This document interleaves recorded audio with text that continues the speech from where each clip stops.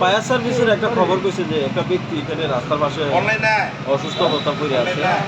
তখন fire service আয়া দেখছে যে লোকটা হয়তো মারা গেছে।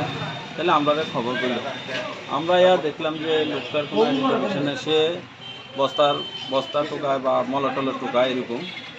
এইখানে লোকাল যারা করলো সে একটা গেটের সামনে দুপুর 12টার থেকে বয়ে দিছে, মানে অসুস্থভাবে।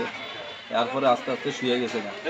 এখন আমরা দেখলাম যে সে এখনো তার আইডেন্টিফিকেশন হয়েছে না।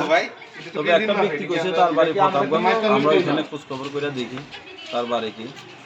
সে রাস্তাঘাটে বোতল বস্তা এসব তো আর কি।